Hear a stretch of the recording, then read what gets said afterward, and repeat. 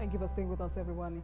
In a bold move to tackle rising insecurity, the federal government has announced the deployment of military retirees to secure so-called ungoverned spaces across the country. This initiative raises key questions. Can retired officers effectively fill the gaps left by overstretched security forces? And what does this mean for communities living under persistent threats? To help us unpack this, we're joined by Dr. Stephen Okuri, security consultant, strategist, and also fellow. Thank you very much for joining us on the program, Dr. Okuri. Good to have you. Yeah, thank you. Thank you for having me. Right. So for a while now, you and I have consistently talked about ungoverned spaces and the challenges of insecurity in our country. Now it looks like there's a headway. The federal government has decided to deploy military retirees to secure some of the spaces. First, would you give an applause for this? And what evidence supports the effectiveness of using retired personnel instead of expanding the current active duty forces, just like the president had said? Yeah, well, from your introduction, you said you and I have talked about how to address insecurity issues with regards to ungoverned spaces. Now, let me first of all commend the federal government for this I would say decisive decision that they have decided to see how to bring military veterans on board and to see how to help address some of these insecurity issues, particularly with the focus on ungoverned spaces. Of course, you agree with me that ungoverned spaces is where we don't have presence of government and security agents. And of course, you know that these criminal elements capitalize or use these ungoverned spaces to continually perpetrate these acts of criminality on our people, on the citizens of this country. I would say it's a welcome development. Deploying veterans, military veterans, for me is a strategic decision, and I want to see that we get to the desired result. One, of course, you agree with me that these veterans have strategic experience. They have the discipline and they also have the leadership.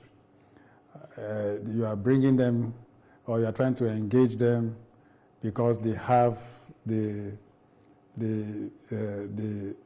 knowledge, right? Because you are bringing them to a terrain that they are very familiar with. Some of them have worked in most of these theaters across the nation, particularly in the northeast and northwest. Even also in the north central, we've seen or had security, military operations and all that. So you are not bringing them to a terrain that they are not familiar with. So I see it as a welcome development, and there are some advantages that comes with it, and there are also some concerns that also comes with it. What are the concerns? Yeah, now, the concerns, I should talk about the concerns first before we talk about the advantages that comes with it? Okay, you can go on with both. Now, some of the concerns, okay. Now, I think that some of the concerns are, one, you are bringing in veterans. Don't forget that at the moment they don't have the constitutional powers to bear arms because they are retired. Now you want to engage them into some operations where they must be seen to be armed, because you are taking them to an environment where these criminals come, and you agree with me that the criminals bear sophisticated arms and ammunition when they come to strike. Now you are engaging them, which is the proper thing to do, but they must be seen to be also capable to also bear arms lawfully. So the concerns now is that, will they bear arms as they go to secure ungoverned spaces? Because you don't expect these military veterans that were well trained by the government and all that, at the end of the day, go to secure our governed spaces and they don't bear arms. So I don't know the part of the law that the government will look at to see that they also bear arms in protecting or securing our ungoverned spaces. So that is one of the concerns that I have discovered, right? Okay, so but do these concerns outweigh the advantages? Because I mean, clearly I know this proposition is not new. I mean, as far back as 2021, I remember CDS, Lucky Rabo, then Chief of Defense Staff, says Nigeria needs to fall back on retired military officers in the fight against insecurity. So it is not new. But it looks like this is just a short-term fix rather than a sustainable security strategy. Am I correct? Yeah, I agree. Yes, very well. I agree with you. You know, the government has set up an 18-man team or panel. I am not privileged to know the content of the template they have given to them to work with, right? So I am pretty sure that the government is aware of these concerns I've raised and all that, and I'm pretty sure that contained in the template that they're giving the committee to work with, they must have been seen to be considering what the concerns I've raised here, right? But the fact is, the advantage in engaging these military veterans, it's more. It outweighs the concerns that I am raising, right? Because these are people that have worked, you know, for 35 years or more, and just the way I said, they were well trained and all that. So it's now left for them to bring their wealth of experience, right? Because we have some of them that are still agile, that are still strong, you know, with the experience that they have gathered while they were in service and all that. So they can bring that to bear now to contribute to what the government is doing to see how to address the insecurity issues, right? Because now they have the experience. We have some other new personnel that are coming out from the depot and the NDA. These ones have more experience, so they can serve. They can play the roles of advisory and all that to the young officers and the other ranks that are also be coming on board, you know, to see how to help address the issues. But the point is, they need community collaboration, because we are talking about ungoverned spaces here, and these ungoverned spaces are mostly found within our local communities, right? So they need that community collaboration, and you know, to see how to help in addressing these issues.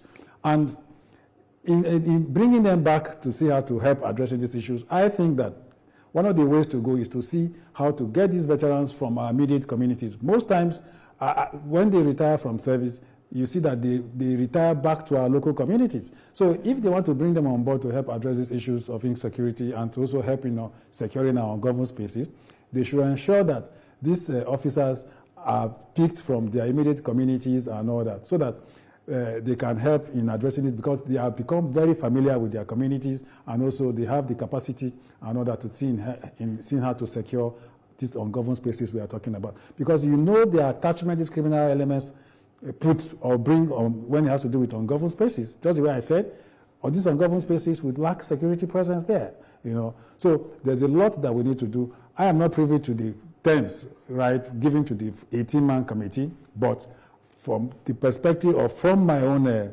professional point of view, I think that is a welcome development. This idea is not peculiar to Nigeria alone. Other countries are also doing it: Kenya, UK, Ghana, Pakistan, and all that. They also re-engage retired military personnel or officers that have retired from service. You know, they try to see how to bring them on board to help address their insecurity issues in areas like intelligence, strategic operations, advisory, and all that. So we can also do that, because we are being confronted with serious security issues in the country: terrorism, banditry, kidnapping, and organized crime that we are seeing in this country, right? So I think that that decision is a welcome development for me. Let me take you up on one of the concerns you've raised earlier. I mean, you're not the only one who has raised this concern. Many of these retirees may have been out of active service for years. Are there training or oversight mechanisms you think the government should implement to ensure some level of professionalism and to avoid potential abuses? In cases like this, do you think, or will these retirees operate under military command structures, or will they have independent authority in these regions? Is there a risk that, you know, deploying some of these retirees could blur the line between civilian policing and military enforcement? Are there major concerns also? Very beautiful. That's another concern you have raised. We're talking about military veterans here. Under which structure will they now operate? Is it under the military or under a different body entirely. These are also concerns, right? And it is not completely out of place. Just the way I said, they have the security architecture of the country. They have worked in the country, they have served in different theaters and all that. And when you begin to look at a soldier that got into service, maybe perhaps at the age of 20 or 21 or 22, and after putting 35 years in service, you discover that the soldier left at the age of 55, 56, 57. It clearly shows that they are still strong enough to serve, right? So the decision by government, I've taken my time to look at it. It's a decision where the current Minister of Defense, the Minister of State for Defense, and the other security agencies, they have decided that it is a good idea. The initiative is wonderful, right? But these concerns, how are they going to work? Under which structure? Because they need clear command lines, right? They need clear command lines, and just the way I said, they need to work with, in collaboration with the various communities and all that. Are they going to be recruited from their, or picked from their immediate communities where they come from? Right? Because the familiarity of their communities will actually play a role, because you cannot take them from where they come from to a different community entirely for them to function, right? Because it clearly shows that they won't be familiar with the environment, they won't be familiar with the terrain and all that. So these are key things that I think that the team or the panel that have been set up by government will need to critically look into, right? But when we begin to talk about the advantages are more, right, in addressing these issues. When I said, when it has to do with operations, when it has to do with leadership, when it has to do with experience, when it has to do with expertise and all that, government have trained them, and the military hierarchy is aware of these veterans. They know the behaviors of some of them and all that. So in recruiting them, they must be seen that they carry out some psychological test, right? Because they have left service for a while and all that. So a lot needs to be done, because I'm sorry to say, some of them, when they retire, at the end of the day, they don't have anything to do. They end up becoming farmers in their communities, and they took the path of taking alcohol and all that as a way of whiling away time, right? Yeah, so a lot needs to be done. Some psychological tests need to be carried out on them and all that. Just the way I said, the team, I think the government has dropped a template for them to work with. And whatever conversation we're having here is to throw up more openings and suggestions for the team to work with. And also it also closed or bridged the manpower gap, right? Because we've been talking about inadequate manpower and all that. In the event where some of them are brought on board to see how to help address the security issues, particularly with regards to our ungoverned spaces, they also reduce the manpower gap, right? And so we just hope for the best, because I am out for solutions. I want you to advise governments, because I mean, I'm not forced actually, but I quite agree with you, because past and present situations have shown us that, have shown to us that communities in these ungoverned spaces often distrust state security forces. But how can retirees who may be seen as part of the old system gain the trust of locals? How do we go about this? What plans must the federal government put in place to integrate local vigilante groups or community stakeholders into this approach? Yeah, beautiful. You know, first of all, what the military and the government needs to do, having told this path, is to see how to, will I say, re-enlist them, because they were part of the system before. Okay. Re-enlist them from the communities where they come from. Once they are re-enlisted, they will carry out some sort of trainings, medical, psychology tests and all that, you know, because they need to test their mental state. Because some of them might be worn out, right? They won't have things to offer anymore. So they need to test their mental state, you know, and all that. Once that is done medically and they are certified that they can carry out the task of securing our ungoverned spaces, the communities where they come from, I think that because for them to function well, there must be community collaboration, whether we like it or not, because they need the locals within these communities to be able to carry out this task that is before them.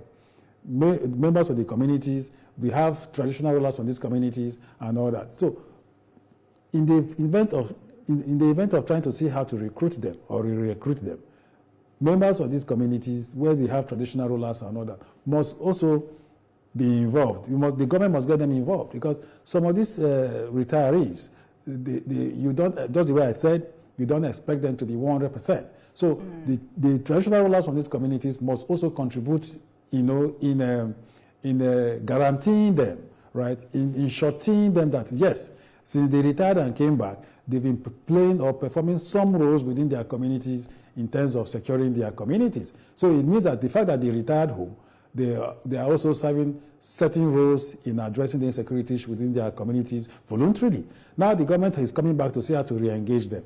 Now, their welfare is paramount here.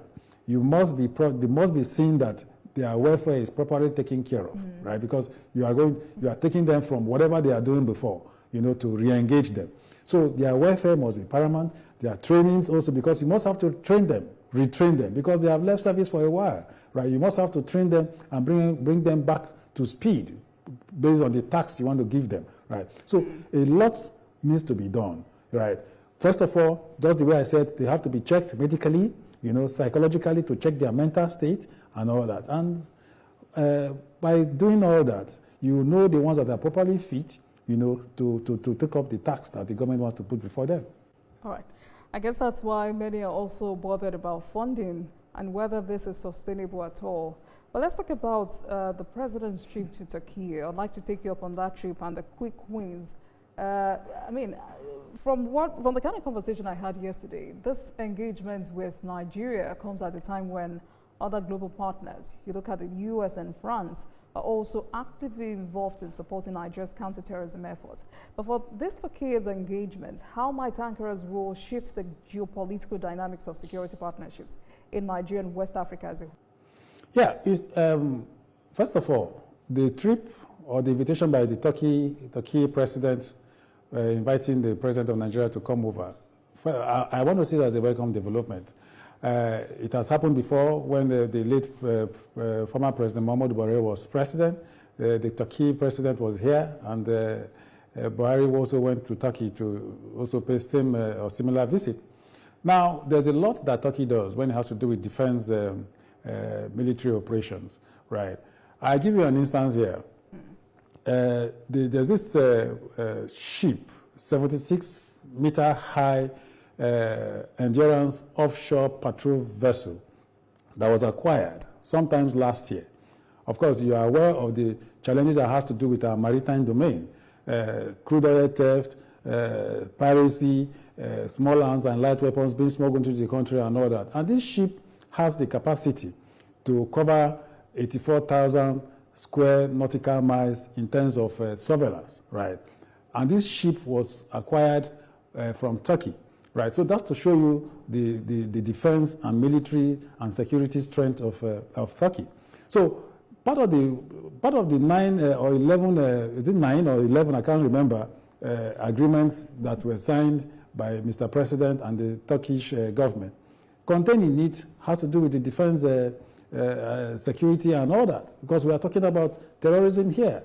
We need stronger international support to be able to combat or confront these security issues, particularly bordering on terrorism, right? Because we're talking about terrorism here. No country fights terrorism alone. You must need that support, right? When we're talking about this bilateral working relationship between Turkey and Nigeria or other countries, Western countries that we're talking about trainings here, because they need to train us, because some of them have succeeded in combating or addressing these insecurity issues, especially when it has to do with terrorism. We're talking about technical support here. We're talking about supporting the country in the areas of training, also in the areas of technology, right? All these we need in the fight against insecurity. We have seen in this country where the U.S. Navy SEAL came over here and rescued a U.S. citizen that was kidnapped from Niger and brought into Nigeria. Here in Nigeria, Nigerians are kidnapped and kept in captivity in these our forests, and they keep them for as long as they want to keep them. So we need this technology to be able to identify or locate where these victims are, right? So we need this partnership, and the move between Nigeria and Turkey, for me, is also a welcome development. And you know, the agreement, the bilateral agreement has been there, but with what the present president is doing, I think he's trying to expand the conversation and also to see the reason why we need Turkey to help in addressing or assist Nigeria in addressing these insecurity issues in the country. I hear you, Dr. Okori, and interestingly also there are new agreements on defense cooperation, and just like you said, we're partnering with a country with advanced defense capabilities and some success in combating terrorism. But the question is, how transferable is that experience to Nigeria's very different security landscape? Yeah, it doesn't matter. Why? Because they are still going to engage us, or we are still going to engage them in the area of training. How did they succeed in carrying out or in helping in addressing these issues in their country? Right. We must transfer that knowledge. Right. This is the way. Don't forget that we are fighting an asymmetric warfare. Right. We are fighting a situation. If we are fighting a warfare where your enemy is not known, our military don't know our enemies. These perpetrators of acts of terrorism that we're talking about, they were also confronted with similar insecurity issues, fighting an asymmetric warfare. How did they achieve the successes that they recorded? So from their experience, they can come train our own officers here. These were the things that we did that we were able to confront these criminals in the fight against terrorism. So they can transfer such knowledge. When they come, when it has to do with the use of technology, they can also train our personnel here using the technology, how to use drones to be able to read precisely the issues when they are surveying, when they are surveying all this and all that. They need this knowledge, they need this technology and all that. Since they have been able to address these issues in their country. Not very recently, they arrested about 342 or thereabout terrorists in their country. So how are they doing that? How many are we arresting here? How many are we neutralizing here? We need all that knowledge, right? No man is an island. If they have an advantage over us, there is need for that collaboration between Nigeria and Turkey and other Western countries that have this knowledge way above us. Don't forget that we're about, from 2009 to date, how many years is that?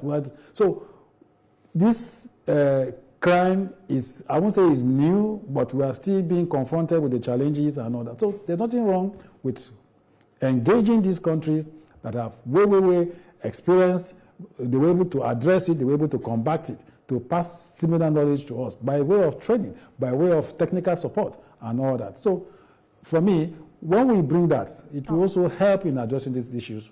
Yeah.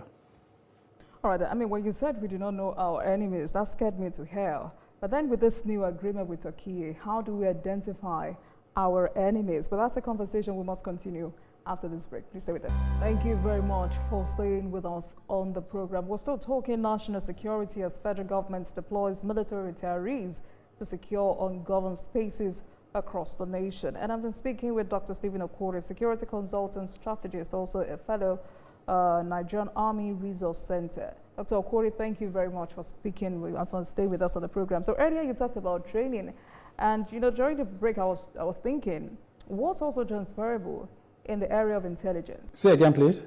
What is transferable in the area of intelligence? What is transferable in the area of intelligence? Yes, with this new agreement with Turkey. Yeah, when you are fighting insecurity or when you are carrying out security operations, intelligence is key, right? Intelligence is first of all an information. Having gone through a process before it becomes an intelligence. I think that we've been lacking some intelligence gap in the fight against insecurity. Like, for instance, the kidnapping of 177 persons in that community in Kajuru, in Kaduna local government. Of course, there was a failure of intelligence, whether we like it or not, right? Because the police, first of all, denied. And don't forget that the police also has a command structure from the state command to the area commands to the divisional police officers to the police post. This is the command structure that you expect intelligence to flow. So from the police post, which is assumed or perhaps to be in our local communities, there was failure of intelligence from that point, right? So it didn't flow to the point where it got to the state command, and we found ourselves in a situation where the commissioner of police was reading or had a press conference and was denying outrightly that there was no kidnapping activity or incident that happened in that community. So what I am saying here is that intelligence is key when it has to do with both military or police operations, right? When it has to do with military operations, intelligence is very key, because sometimes these criminals, these terrorists, they are very subtle and nimble. You will see them as if they cannot hurt a fly. Meanwhile, they are strapped with IEDs, aiming at their target. How do you now identify that such a person or such a fellow is already a terrorist and he's trapped with IEDs trying to see how to get to his or her target? We need intelligence to do that. You need some form of professional training to be able to establish or be able to identify that this person that is coming or walking in this manner, as if he can't hurt a fly, is that terrorist that you should go after. Such a training, how do you acquire it? You can do trainings within, and you can also do international trainings. How can you embark on international trainings? It's by this bilateral partnership or agreements that Nigeria is signing with some of these countries like Turkey, right? So if their officers come all the way from Turkey and come into Nigeria and train our officers and all that, it's something that we can get the desired result, because intelligence in any operations is very important. And under the intelligence, we have actionable and non-actionable intelligence. In the situation where it's an actionable intelligence and you don't act, at the end of the day, you have failed as a security agent and as a security agency, right? So when it has to do with intelligence, it's very important, and we must be seen that we share intelligence. At the moment, we are seeing that our military has intensified their kinetic operations in some theaters in the northwest, northeast. We are seeing some commendable results, right? And of course, these results are seen across multiple lines, front and all that. So it is important that for us to get it right, intelligence is key. Because without intelligence, we cannot get the desired result. So how many of our officers are undergoing training when it has to do with intelligence, right? So we need that, and we need such trainings often, right? So that we can be able to get these criminals nipping the bud. All right, thank you, Dr. Okori. I mean, overall, what you've said tonight is that this is good, this is okay for us as we continue this fight against insecurity, but the federal government must pay attention to some of these concerns. Thank you very much for that instructive takeaway. Thank you so much, Dr. Okori. Stephen Okori is a security consultant and also a strategist. Thank you so much for your time.